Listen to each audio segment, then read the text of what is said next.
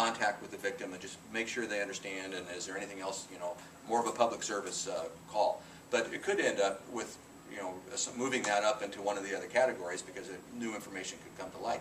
Well, that might be a good model for us to look at. I'm interested in exploring it further because it could help us with our case assignments and detectives, and maybe the caseload squares itself away once we have a system that allows us more across the board's way of doing case assignments. Right now, I think it's more subjective based on the unit sergeant, and I think what PERF is telling us is we can maybe put our attention there and see if we can make some improvements.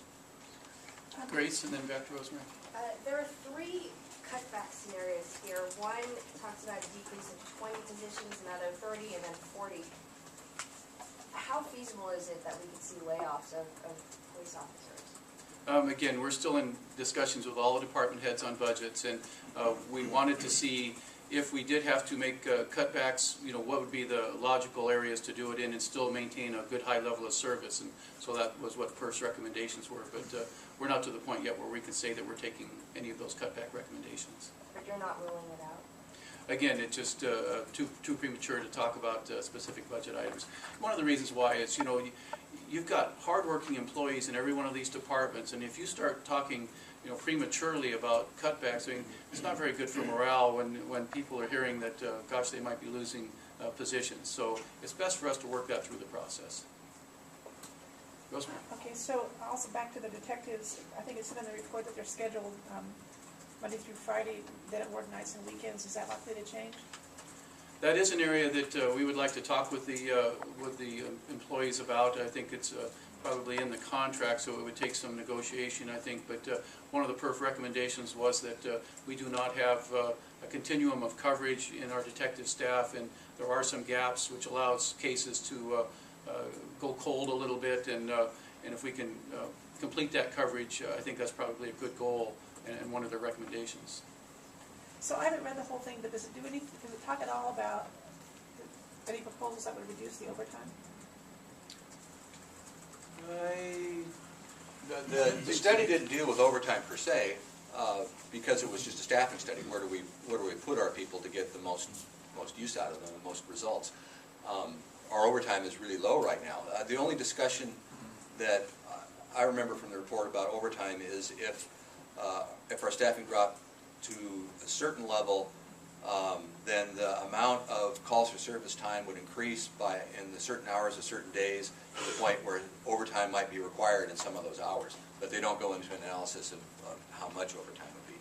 And that would only be if the department shrank considerably. We're not in that position right now. Yes, ma'am. Can you talk about the importance of this unobligated time that your officers have? Maybe some of the activities, kind of go into a little more detail about what that is? Sure. Right now, we divide, or this study and the ISCP study from 10 or 15 years ago did the same thing. You divide your time in patrol into calls for service time. That's, you know, dispatch calls you up, you go, the officer responds to something that already happened, writes a report, makes an arrest, whatever they do. And that takes up a bunch of your time. That usually takes up most of a patrol officer's time.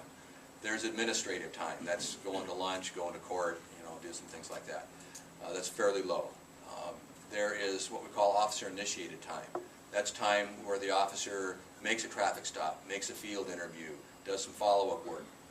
The officer has some discretion that is not answering a call right then, and he or she can turn their attention to something they want to do.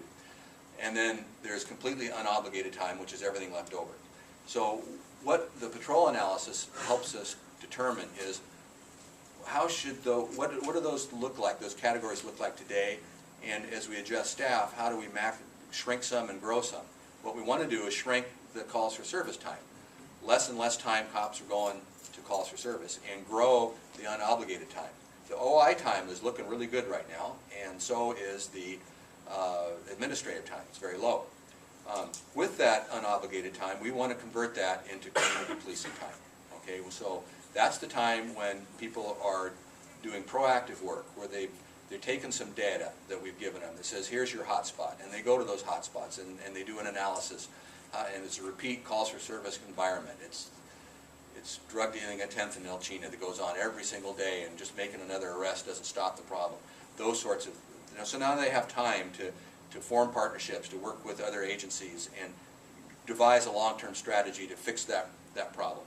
So that's what that analysis is telling us, is how to move people around and how to add to certain units to maximize the ability to do those things.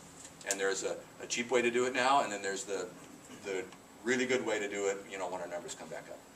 And have you found in areas, I know that you've done a lot of this in Fairview and working in Spinard, have you found that it is very successful to have officers that are working those beats in those areas and doing the community policing?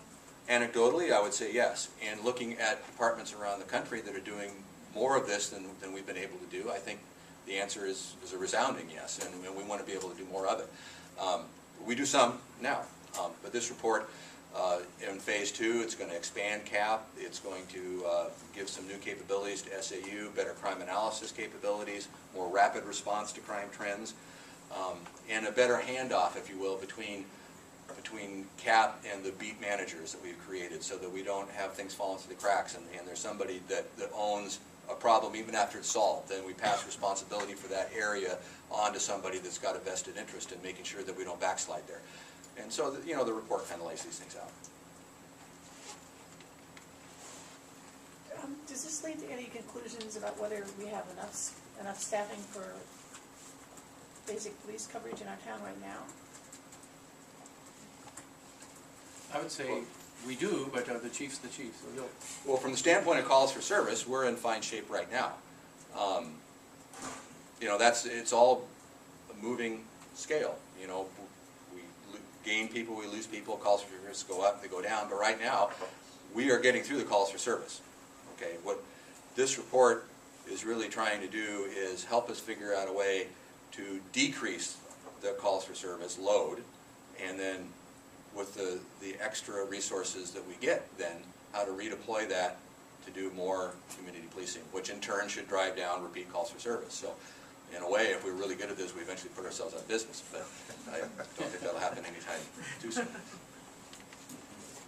Dr. Fraser, if you were to create a police department in Anchorage, which one of these alternatives would you pick?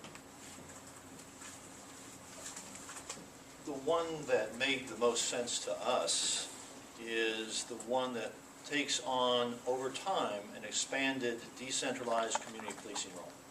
That is, there are some enhancements that we recommend, but rather than the 40% unobligated time, which is pretty unrealistic. I mean, it's tough to do that with existing resources without a huge influx of resources. But the model that looks at decentralization, creating a full north-south management accountability split, adding the resources to make sure that there's managerial accountability, making sure that the data is there, making sure that there's good training on how officers can better interact with the communities and neighbors that they serve. That's the model that we think is probably the ideal one. And in the concluding section, I think that's the third one that's sort of presented there. That's the one I think that we think is the one that would really serve the people well. But we also fully recognize that that's not doable in the short run. That really is something that the department and the municipality should aspire to probably over the next 3 to 5 years as things get better, as times get better. I'd like to toss something out. I'll fall on my sword here right now. I gave them the 40% unobligated time, and I shot way too high on that one. But they did the analysis, and I think we see that it would be great if we could ever get there, but I don't know that we will ever get there. But the analysis also shows that what we can do with more like 30 and 35% unobligated time, 30% is quite achievable. 35 would be great. We've got, he's put some things in perspective for me, and I think we'll put that to good use. And I think there's a lot we can do when we get to 30%. And we'll be looking at that first. Anybody else? Final questions? Thanks, everybody. Appreciate it. Thank you, Dr. Fraser. Thank you, Chief.